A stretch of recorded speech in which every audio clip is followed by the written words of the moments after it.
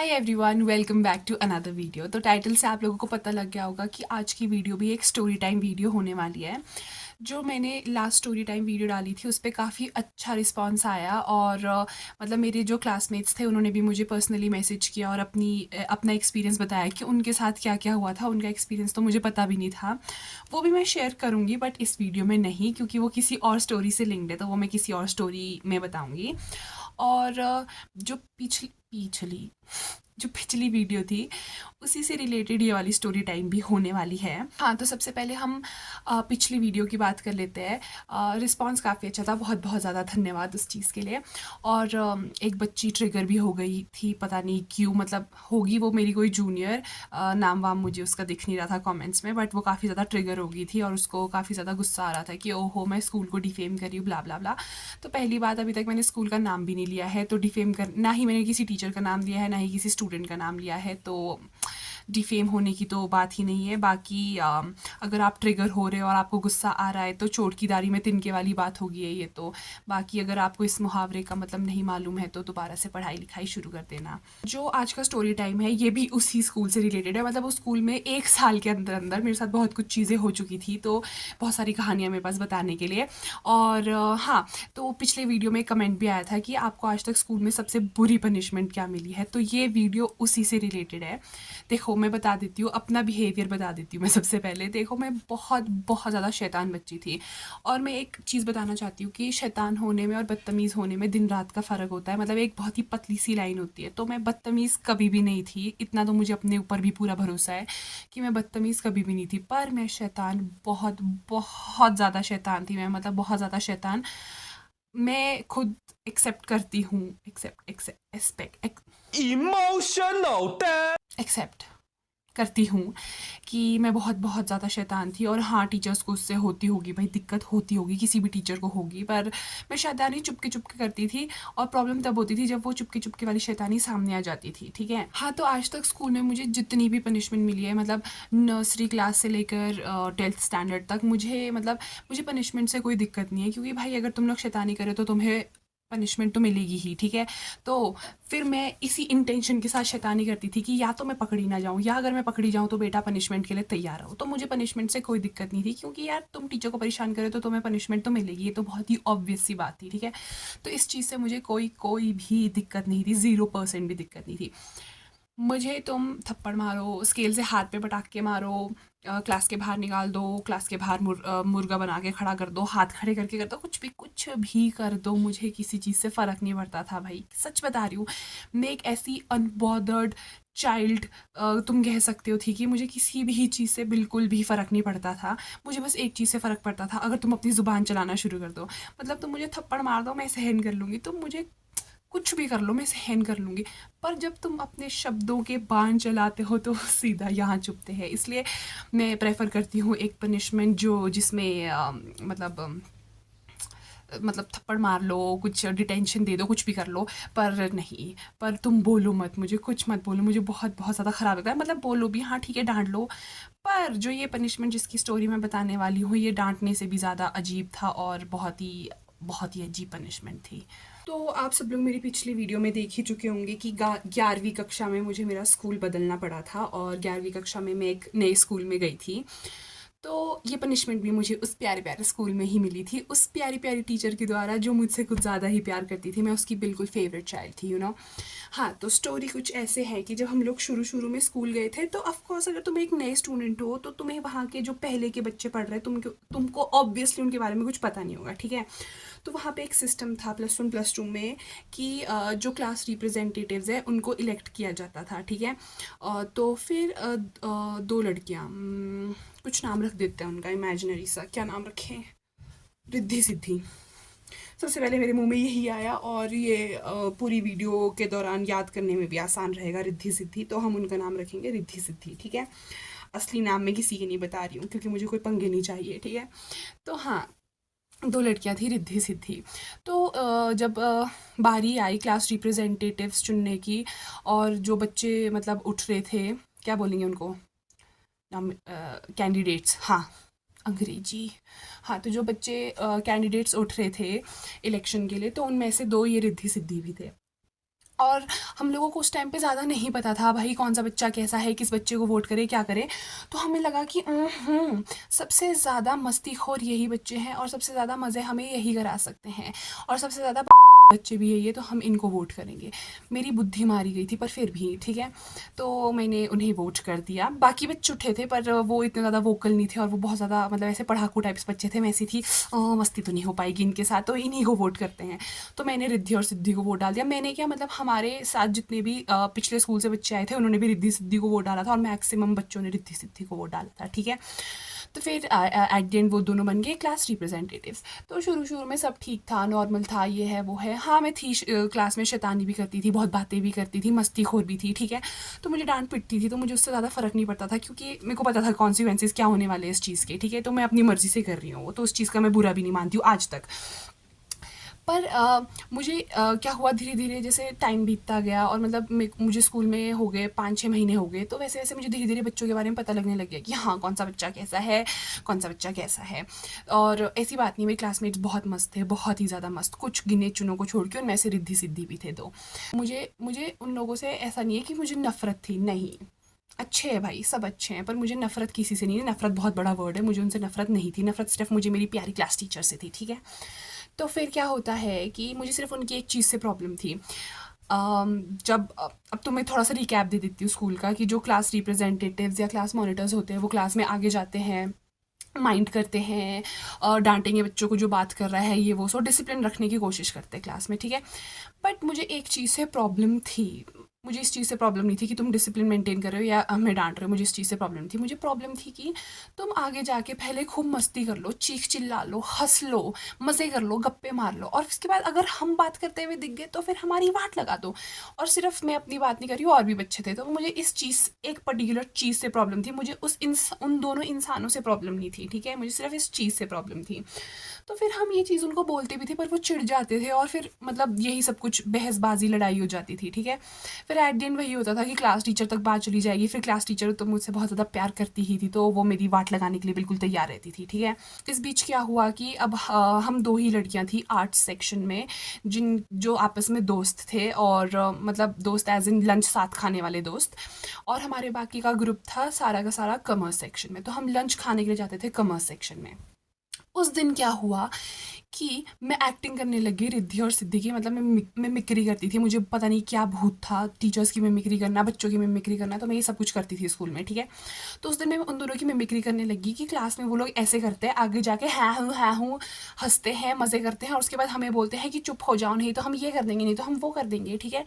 तो फिर मुझे इस चीज़ से बहुत इरिटेशन थी, इसलिए हम उनका मजाक उड़ा रहे थे। लेकिन ना मैं ऐसी अनशन चीज़ें करने से पहले इधर उधर नहीं देखती हूँ, और ना ही मैं अपनी आवाज़ कम रखती हूँ। मेरा जो स्पीकर है वो एक लाउड स्पीकर है, मेरे यहाँ पे फिक्स्ड है वो लाउड स्पीकर, ठीक है।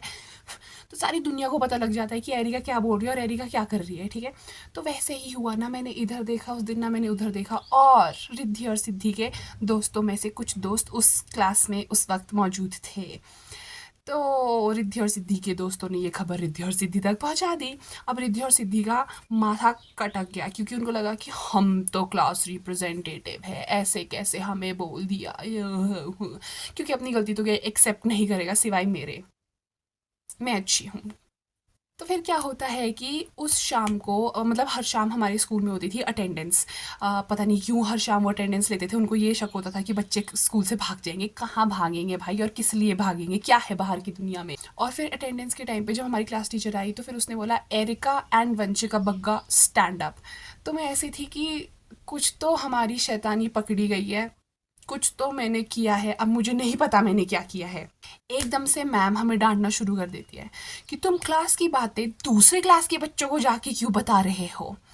मेरे दिमाग में आया, जब हमारे क्लास के बच्चे हमारी सुनेंगे नहीं तो हम अपने दोस्तों को जाके दूसरी क्लास में जाके तो बताएंगे। तो उसको लिटरली हमारी टीचर को ये फील हो रहा था कि ओहो our class is a family, और फैमिली की बातें बाहर नहीं जानी चाहिए फैमिली से। फैमिली की जितनी भी प्रॉब्लम्स है वो फैमिली में ही डिस्कस होनी चाहिए। पर डिस्कशन भाई, अगर तुम्हें ऐसा लग रहा है कि ये एक फैमिली है और फैमिली के अंदर डिस्कशन होनी चाहिए तो सबकी बातें भाई बराबरी से सुनी जानी चाहिए और पार्शियलिटी नाम की चीज़ नहीं होनी चाहिए। पर नहीं, उस टीचर को था मुझसे तगड़ा प्यार था, उस टीचर को मुझसे, इसलिए वो मेरी मार के रखती थी बुरी तरह से, ठीक है। तो फिर कोई फ़ायदा नहीं था क्लास में किसी के साथ भी डिस्कस करने का, तो मैं ऐसी थी कि अपने दोस्तों के साथ मज़े मारो इस बार, मतलब ये नॉर्मल बात थी, सच कह रही हूँ नॉर्मल बात। अब तुम अपने दोस्त को जाके बताओगे नहीं कि ओहो मेरे साथ आज ऐसा ऐसा हो गया क्लास में, उसने मेरे साथ ऐसा ऐसा कर दिया, नॉर्मल ऐसी बात थी भाई, नॉर्मल। उसने तो लिटरली इतना बड़ा इशू बना दिया इस चीज़ का, इतना बड़ा इशू बना दिया कि टीचर ने कहा, पहले तो उसने हमारी वाट लगाई पूरी क्लास के आगे, पूरी तरह से वाट लगाई।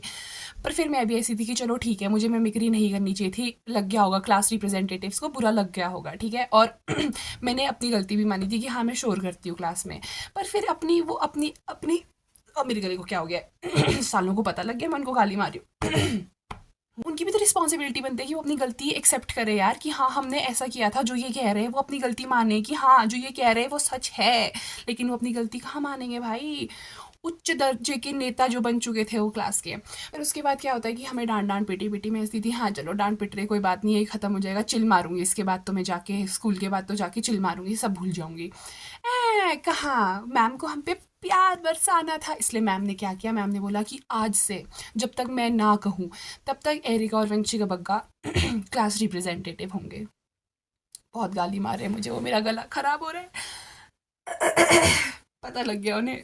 फिर क्या होता है कि उसके बाद से हम दोनों क्लास रिप्रेजेंटेटिव बन जाते हैं। मैं इसकी यहाँ तक भी ठीक है, चलो कोई बात नहीं। मेरे अंदर भी एक हिम्मत आ गई कि अब मैं बताती हूँ भाई क्लास रिप्रेजेंटेटिव की रिस्पॉन्सिबिलिटी कैसी होती है।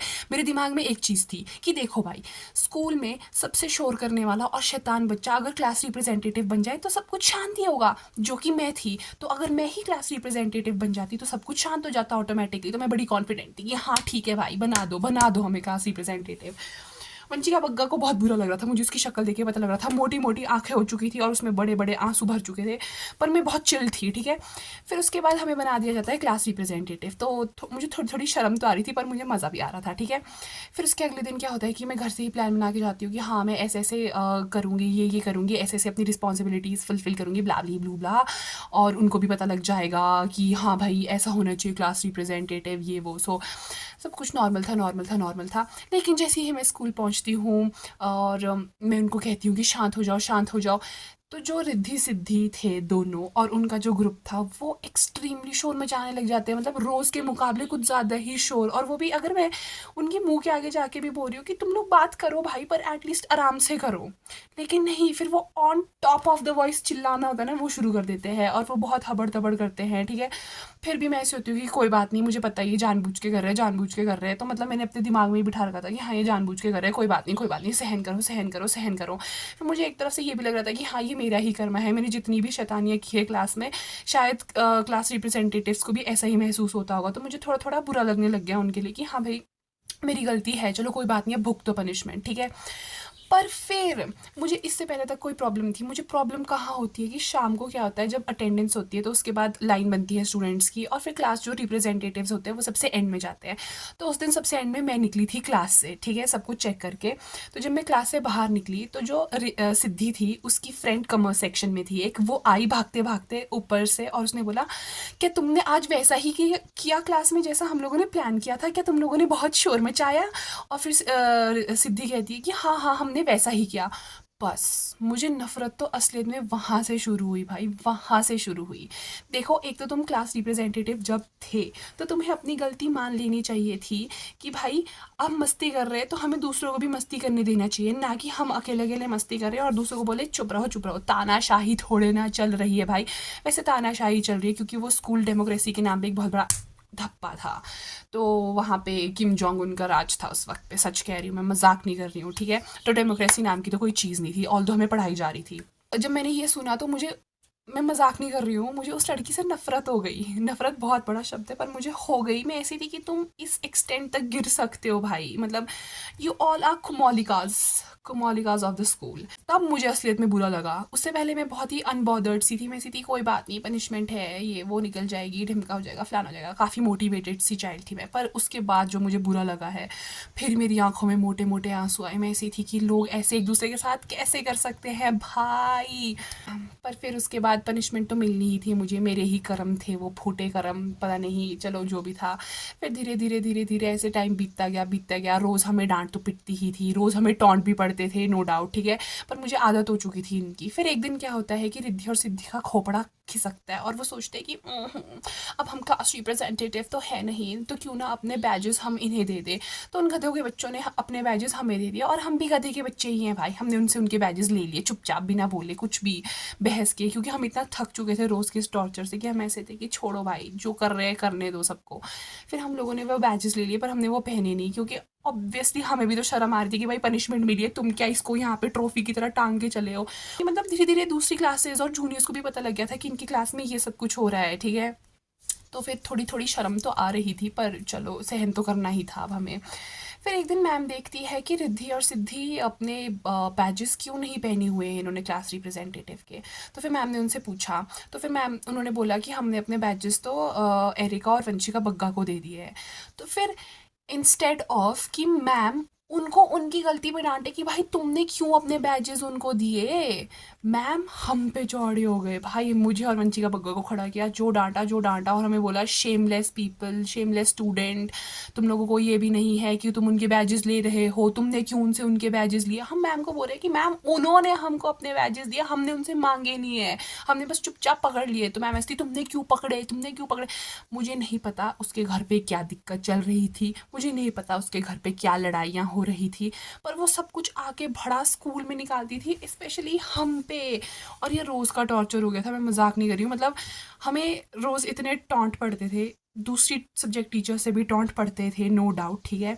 पर मतलब एक होता है कि तुम शुरू में सहन कर लेते हो, पर फिर तुम्हारा एक सैचुरेशन पॉइंट हो जाता है जहाँ पे एक चिल दिमाग का बंदा भी ऐसे होता है कि बस भाई बस, अब सहन नहीं हो रहा है। मेरे को अच्छे से याद है कि हमें हमारी हिस्ट्री टीचर एक डॉक्यूमेंट्री दिखाने ले जा रही थी, लेकिन मैं वो पूरी डॉक्यूमेंट्री देख ही नहीं पाई, क्योंकि उससे पहले उसी ने मुझे एक टॉन्ट मारा था, पता नहीं किस चीज़ को लेके, और मुझे वो भी याद नहीं है, ठीक है, पर वो बहुत ही बुरा था। एंड ऑनेस्टली स्पीकिंग, मतलब तुम्हारे शब्द बहुत ज़्यादा खतरनाक हो सकते हैं किसी के लिए भी, ये मुझे अब धीरे धीरे उम्र बढ़ते बढ़ते समझ आ चुका है कि मतलब जब भी तुम कुछ बोलो सोच समझ के बोलो, क्योंकि वो चीज़ दूसरे वाले के दिमाग में बहुत देर तक रह सकती है और बहुत ही ज़्यादा इम्पैक्ट डाल सकती है, और उसकी लाइफ में इफ़ेक्ट्स भी काफ़ी बुरे बुरे डाल सकती है, क्योंकि मुझे अब पता लग गया है ये सब कुछ खुद कर्मकांड करने के बाद।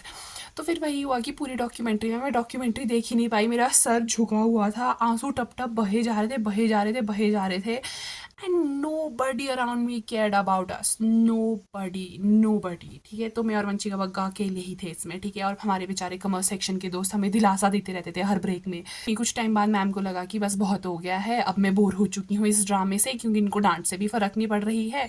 तो फिर मैम ने हमारी पनिशमेंट ख़त्म कर दी, ठीक है।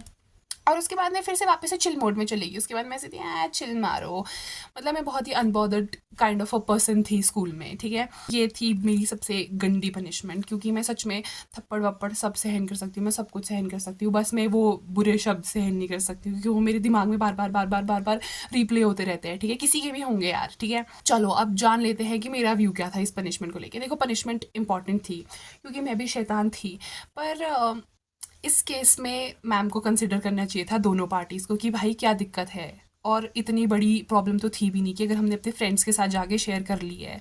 I mean classmates are different and friends are different, and that's why they are called classmates and friends are called friends, ठीक है। तो अगर हमने अपने फ्रेंड्स के साथ जाके शेयर कर ली है तो इसमें कोई बुरी बात नहीं है, और मैम को भी कंसिडर करना चाहिए था कि भाई कहीं सच में ही CR की ही गलती तो नहीं है, कहीं मैं ऐसे ही तो इन पे भड़क नहीं रही हूँ। तो मेरा व्यू तो ये था, ठीक है। और टीचर की तरफ से भाई टीचर थी, इधर से पैदल थी, नो डाउट, ठीक है। तो फिर मैम को लगा कि हाँ मैं तो बेहतरीन पनिशमेंट दे रही हूँ, पर वो बस मज़े लेती थी हमारे, मैं मजाक नहीं कर रही हूँ भाई, वो बहुत मज़े लेती थी हमारे, ठीक है। फिर रही बात कि मैंने अपने पेरेंट्स से बात शेयर की कि नहीं। सबसे पहली बात, मैं घर पे ना ही बताऊँ तो बेहतर हो, क्योंकि मेरे को ये रियलाइज़ हो गया है, मैं 25 साल की हो जाऊँगी कुछ दिनों में, तो 25 साल तक अपने माता पिता के साथ रहते रहते मुझे ये चीज़ रियलाइज़ हो गई है कि अगर गलती मेरी नहीं भी है और मैं घर जाके बताऊंगी तो मेरे माता पिता बोलेंगे तूने ही कुछ गड़बड़ की है, तूने ये क्यों किया, तूने वो क्यों किया। तो घर पे बताने से अच्छा खुद सहन कर लो, चुप रहो। क्योंकि अभी भी मैंने कुछ घर पे मैंने सोचा कि अब तो मैं घर पे बता सकती हूँ, मेरी अच्छी दोस्ती होगी अपने माता पिता से। नहीं, तुम भी गलती से ये गलती मत करना, बिल्कुल मत करना, क्योंकि गलती तुम्हारी ही निकलेगी एंड में, ठीक है। मेरी क्लासमेट्स की बात कर लेते हैं, तो भाई देखो, रिद्धि सिद्धि और उनका ग्रुप, उन्होंने तो बहुत ज़्यादा परेशान किया, नो डाउट इस बीच में बहुत ज़्यादा परेशान किया। इतना तो, अगर मैं एक शैतान बच्ची हूँ भी, इतना तो मैंने भी उन एज मतलब क्लास रिप्रेजेंटेटिव्स को इतना परेशान नहीं किया होगा, सच कह रही हूँ मैं, ठीक है। और इंटेंशनली उनकी तरह तो किया ही नहीं, जिस तरह से वो प्लान बना रही थी कि आज हम स्कूल में ये करेंगे, आज हम क्लास में ये करेंगे, इंटेंशनली मैंने कभी भी ऐसा नहीं किया। So I was not the Komolika, okay. And बाकी जो मेरे क्लासमेट्स थे, मेरे फ्रेंड्स भी थे क्लास में, शिवानी, कृतिका, वंशिका बग्गा, ये सब लोग बहुत प्यारे थे, बहुत ज़्यादा प्यारे थे। और ऑफ कोर्स मेरे जो कॉमर्स सेक्शन वाले दोस्त थे, वो भी बहुत प्यारे थे। चुम्मी। बात कर देते हैं इस चीज़ ने मुझे कैसे इफेक्ट किया। इस चीज़ ने मुझ पे ज़ीरो इफेक्ट डाला। मतलब होता है ना कि पनिशमेंट पे एक बच्चे का इफेक्ट पड़ता है कि हाँ, वो आगे से ऐसा ना करे, ये ना करे, वो ना करे। तो मैं सच कह रही हूँ कि मैं 12th स्टैंडर्ड तक एक ऐसा इंसान थी जिसको दीन दुनिया से कोई फ़र्क नहीं पड़ता था, जिसको जो करना है वो करना ही है। पर मैं ऐसा करती थी जिससे दूसरे को फ़र्क ना पड़े, पर कभी कभी मैं कुछ ऐसी चीज़ें भी कर देती थी जिससे किसी को फ़र्क पड़े। ये हम अगली कहानियों में डिस्कस करेंगे, ठीक है। तो मुझ पे कोई ज़्यादा इफेक्ट नहीं पड़ा, मैंने अपनी शैतानियाँ चालू रखी, और बस यही था आज का story time. I hope you guys liked it. Thanks a lot for watching my video. Bye bye, tata, good bye.